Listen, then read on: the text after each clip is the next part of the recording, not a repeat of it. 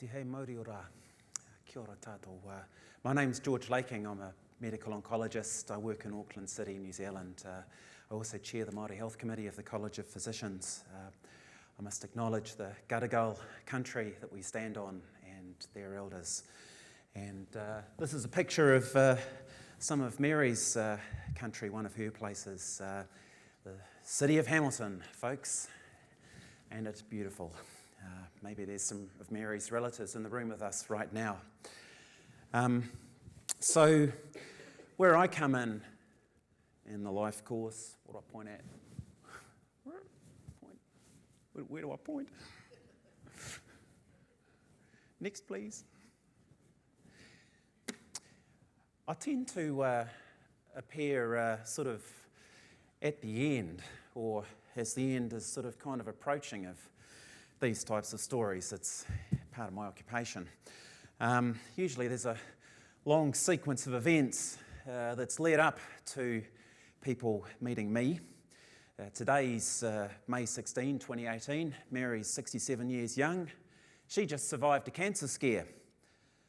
Based on the survival chances that she told us about, it was probably a early stage 3 adenocarcinoma of the stomach, intestinal type. She was able to have a partial gastrectomy, preserving nutrition and quality of life. How did that happen? It's a distal gastric cancer. In about 3/4 of the cases, that's associated with these things up here, little dots. Whoa, well, that makes it go forward. All right, yeah. H. pylori, the dots, yeah, about 75% of the time. About 50% of the world's population are affected or infected by Helicobacter pylori. Don't know if Barry Marshall's in the room today. He was born in the same year as Mary, 1951. The way he got his Helicobacter was by proving Koch's postulates, by drinking the nutrient broth. From what we know about Mary's early life, it seems quite possible that she would have first met H. pylori during a time of relative poverty in childhood. Certainly transmission of this organism is associated with poverty and overcrowding. But then, as the life course goes on, H. pylori and childhood circumstances have got this power to reach out across time. And it's estimated that between 1% and 2% of people infected are going to develop a gastric cancer eventually. Mary survived so far, thank goodness. It's preventable inequity that delivers a sucker punch like this to people at a time when they don't need it. It's in our power and it's our duty to make sure that we've got the right arrangements for children so that they get the healthy future they deserve, people. Reminded me of the boxing Luke was telling us about. If you don't pay attention, someone's going to get whacked. And I think the same goes for our social circumstances.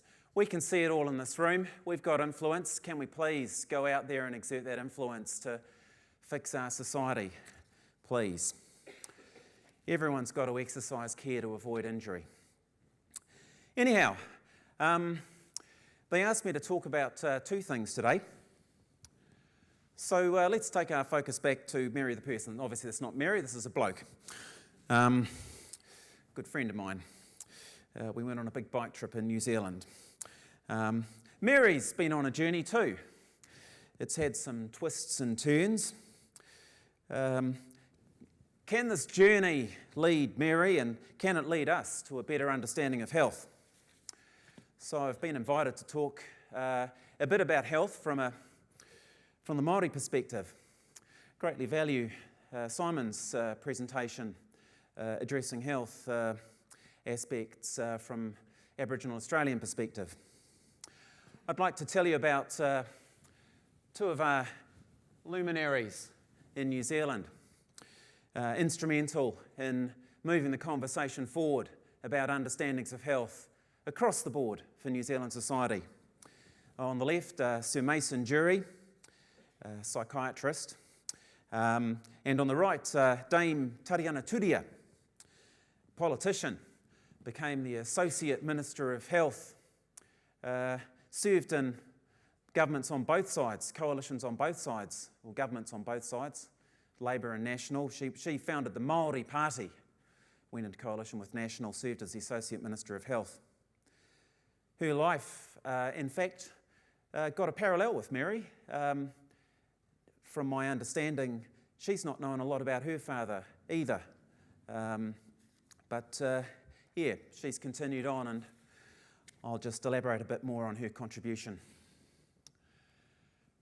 Here's a quote from Mason, 1985. "Considerable unanimity has emerged to suggest a Māori health perspective that differs from a Western perspective and finds the WHO definition wanting." This is an important message. Mason was referring to the World Health Organization definition of health that we've heard today, state of complete physical, mental and social well-being, and deemed it to be wanting. Let me elaborate on that.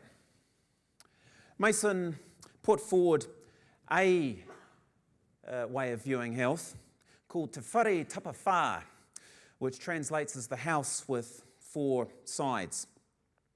And Mason's quite open about this. This is sort of a first step into Māori models of health. This one kind of just scratches the surface. You can elaborate the understandings a lot more, and this has been done subsequently. But Te Whare Tapa Whā stands as a very helpful starting point for Māori thinking about health. And in fact, I believe potential for universalist thinking about health. So there's this metaphor of a house. I've put the Māori words in there with the four aspects. Hinengaro, that's mind. Tinana, that's body. Whānau, that's family. And Wairua, that's the spiritual aspect of health. So in there we can see, or we can map at least, I think reasonably well to the three elements of health of the WHO definition and then the biopsychosocial model. Mind, body, society, or with the emphasis on family on the Māori side. But then this emphasis on spirit, and that was really Mason's point, that was sorely missing from the Western models. Actually, not totally missing from the Western models.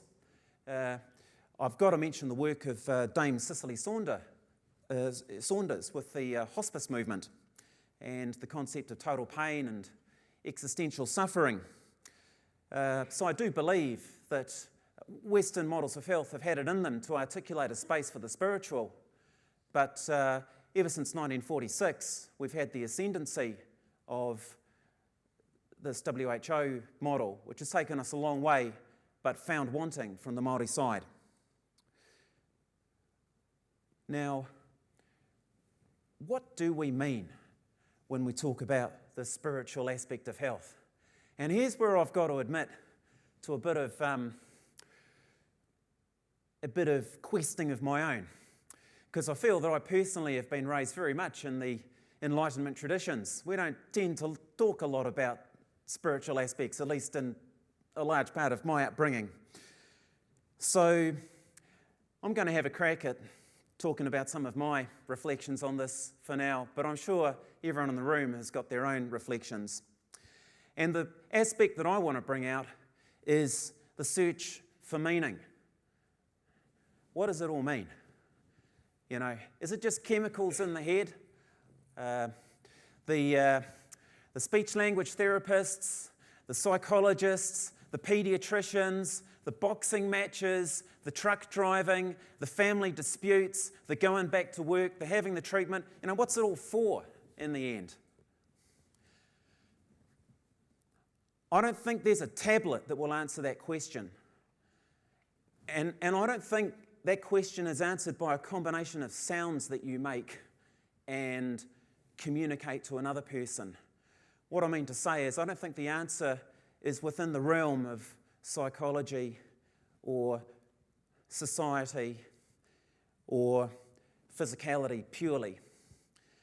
I think that's why we've got some other disciplines to help us understand other aspects of the human condition. Philosophy, the arts, music, painting, comedy, organised religion, theologians.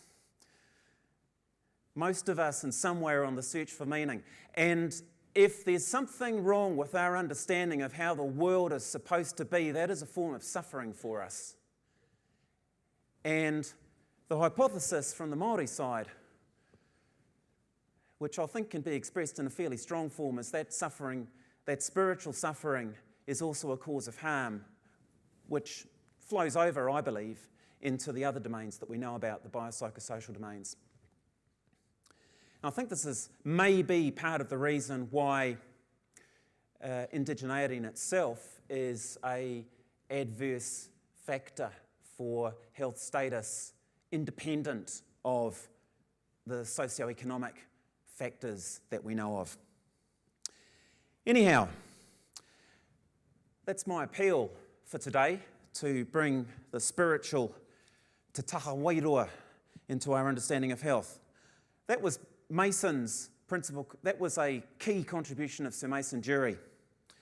I need to move on to Dame Tariana Turia, because she, I believe, has been especially instrumental in bringing this one, whānau, family, back to the fore in the practice of an understanding of health and well-being in our country. I don't see myself as a doctor for a patient. I see myself as a doctor for a family. When an illness like that one strikes, it's not just one person that suffers. The suffering spreads out to a whole group of people. And they come to me and they come to my room. They physically move their bodies in there. And they're all suffering. And they're looking at me. And although my job description says I'm here to dish out chemotherapy, actually the expectation that people very reasonably make is that somehow I'll help that family get through that. There's the person in the middle who's the patient. One of the particular things that I see the patient doing is telling me who their family is, who they trust to bring into that circle, their team, their support people to get through what they're going through. But everyone's suffering and everyone needs care. But here's the quote from Tariana.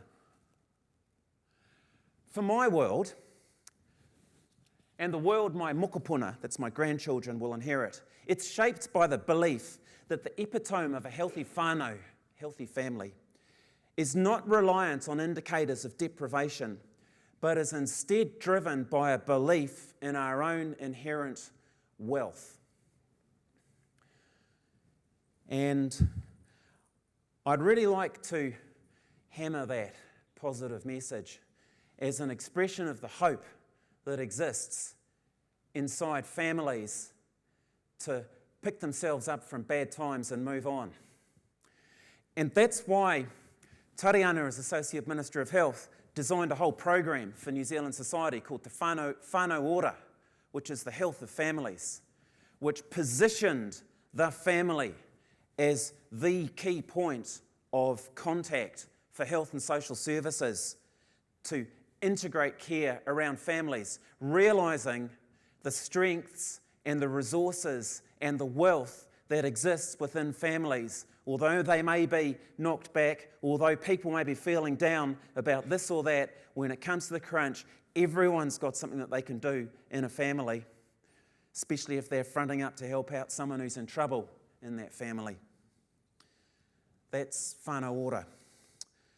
And that's my appeal at the end of this session. Can we please, I'm just going to ask it, can we please try and work that way?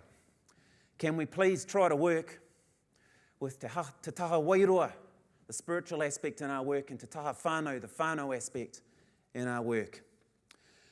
So we're inviting you to our place. And those are some of Mary's places. And we're inviting you there next year to talk more about these aspects. I took this photo on my trip. The words on the sign, it means the rivers, the mountain, the harbour, the upward slope, and then the sanctuary. I kind of like that little sequence of signs. So I'm done. Thanks for hearing me out. Kia ora tātou.